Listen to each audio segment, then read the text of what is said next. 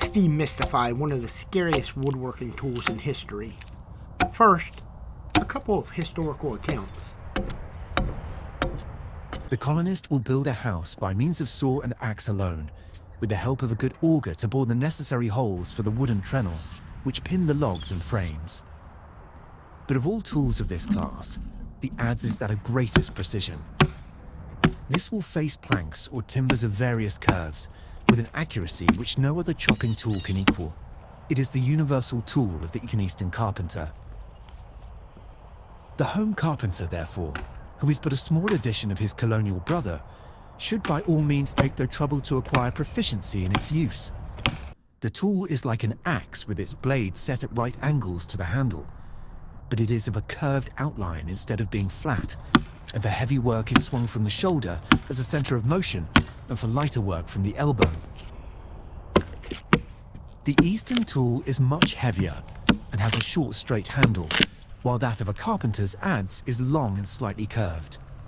The work is very generally laid horizontally, and the workman standing upon it uses the adze with a swinging motion, so as to cut the wood almost under his own toes. I will not say that I ever saw one split a sixpence in that position, though it has often been reported to have been done, but any carpenter will remove very thin chips and gradually work a plank level, or will cut away larger chips with great precision by giving more swing to the tool. The workman stands with one foot upon the wood, this foot being in the line of the fibre.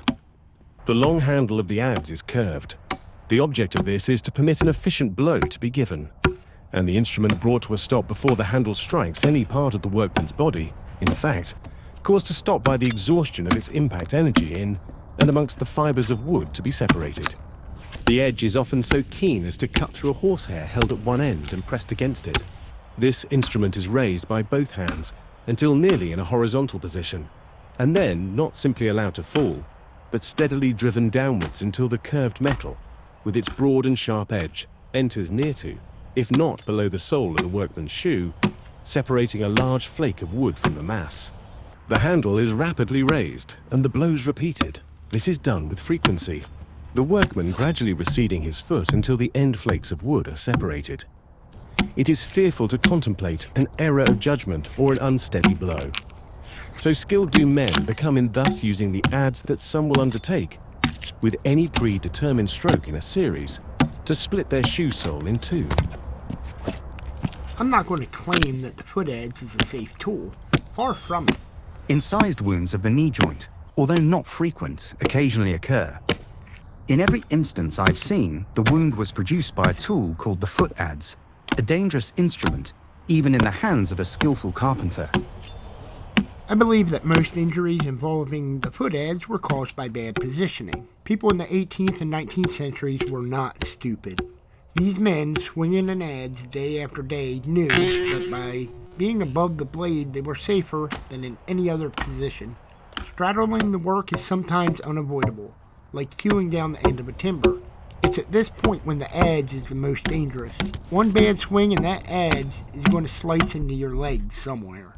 A bad swing when standing on the timber is more than likely going to be stopped before it goes anywhere near flesh and bone. After hundreds of hours with this tool, I still make it once in a while, but the handle almost always hits the toe of my boot and comes to a stop. As with any tool, being clean and sharp is essential for safety and performance.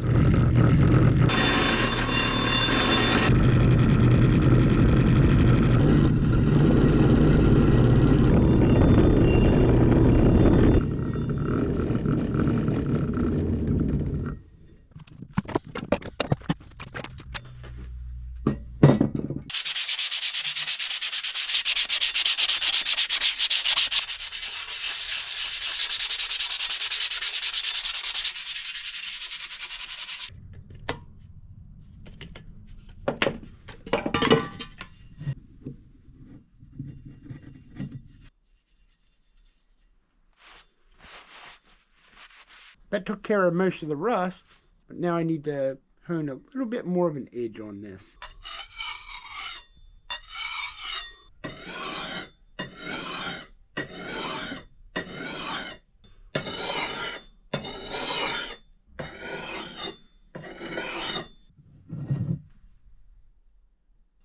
a slight burr right down the length of this blade.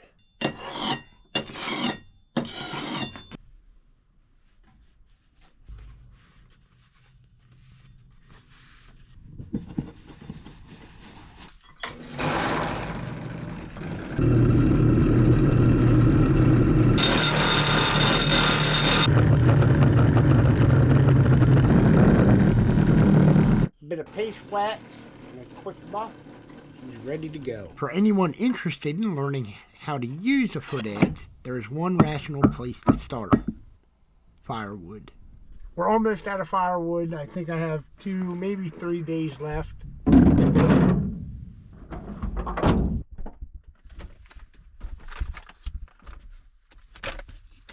I need to go out in the woods and work up some more. The good thing is it's already cut. All I have to do is split.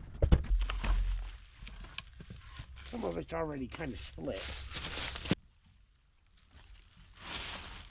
Split 10 or 12 cords by hand to start with, and you'll begin to develop the baseline skills of your typical 19th century workman.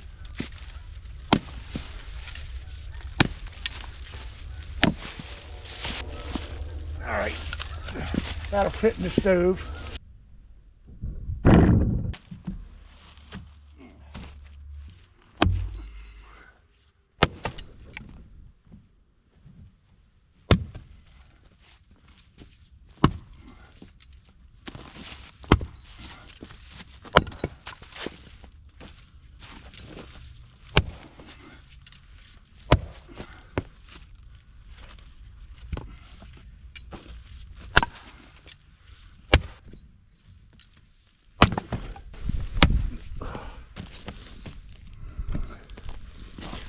Sorry, I got to move you out of the way.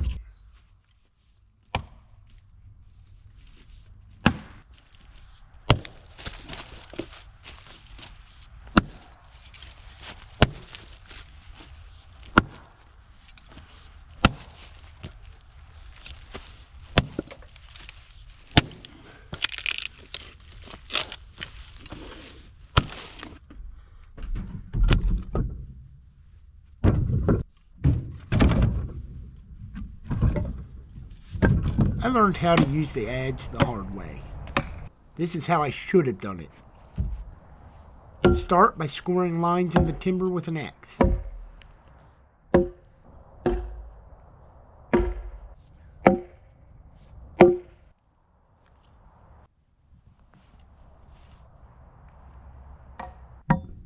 Stand on the timber and make slow, gentle swings. Just become accustomed to the length of the handle and the balance of the tool. You're going to miss a lot. Just don't put any force behind the adze. Make sure the blade always goes below your toe. After a while, probably a couple of hours, add slightly more force to the swings, but don't go crazy. If you're tempted to do this, don't. This is an invitation to serious injury to your leg. Keep that blade below your shoe, and wear shoes with thick soles. But the best advice I can give you, don't even bother. The foot adze is incredibly useful to me simply because I reconstruct early American floors quite often using period materials, and it's essential in that application. This was an incredibly common practice. I have several examples just like this. This is a poplar floorboard from a Quaker meeting house built in 1769. You can see where the floor joists were on this particular board. You can see where they chopped it out with a foot adze. This is how the plank came from the mill. And here you have this dip. So you have one floor joist here, You have another one here.